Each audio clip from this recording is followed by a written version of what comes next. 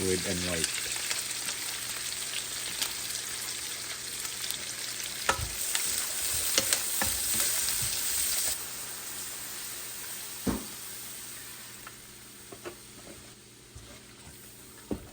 Seafoods.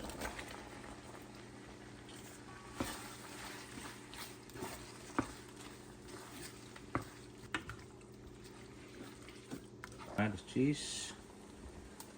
Cheese there.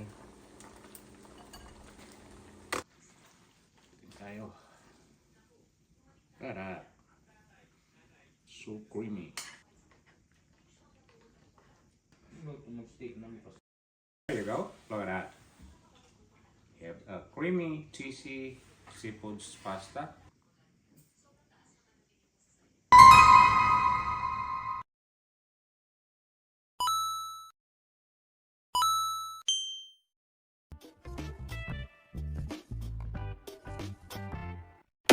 Hi guys, welcome back to my channel. So for today's video, I'm gonna make a seafood pasta with garlic creamy sauce. Ingredients. So we have here seafood mix, which is squid, mussels, scallops, shrimp. I have here chopped onion, chopped garlic, mixed shredded cheese, which is mozzarella and cheddar, and pasta, 35% cream, and Christmas flour to make a roll.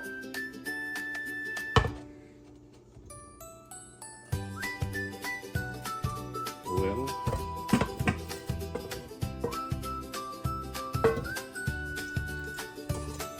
add your onion, light onion first, red and white.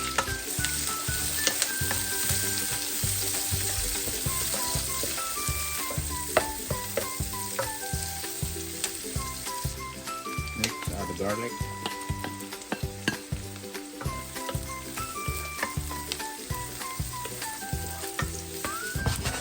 When your garlic and onion is golden brown, add 1/4 cup of all-purpose flour.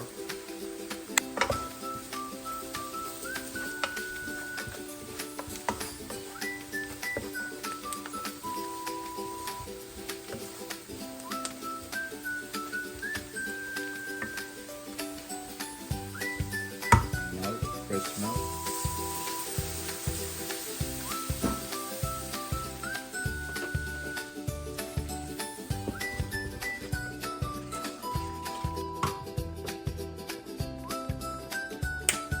Season brown black pepper, salt,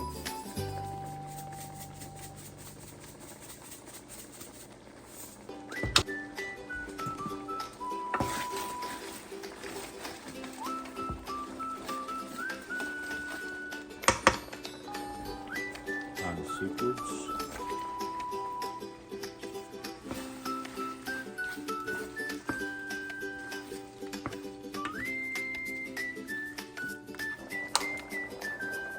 Add the cream, 35% cream,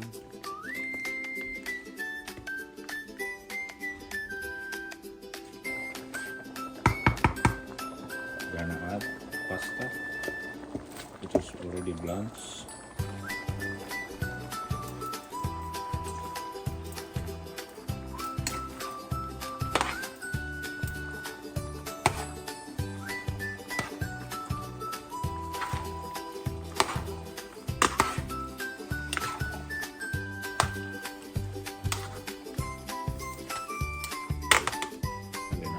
Cheese there.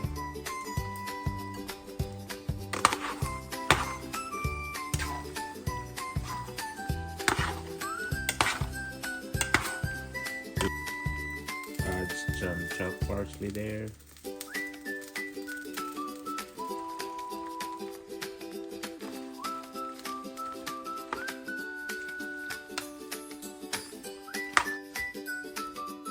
There you go. We have a seafood creamy pasta.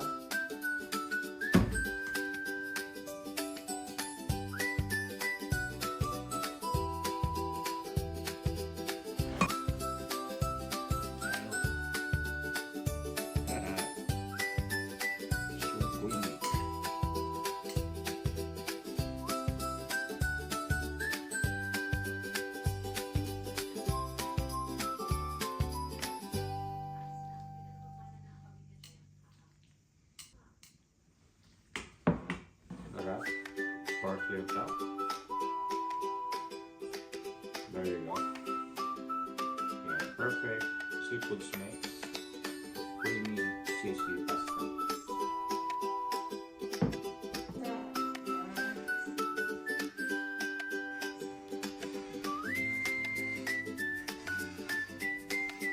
Look at that. Here. This one.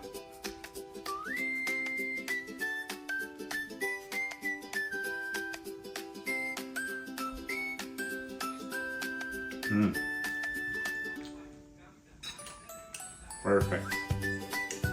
So creamy, cheesy, garlic flavor, the sweetness of the onion. So delicious. Guys, thank you for watching. If you are new in my channel, don't forget to subscribe.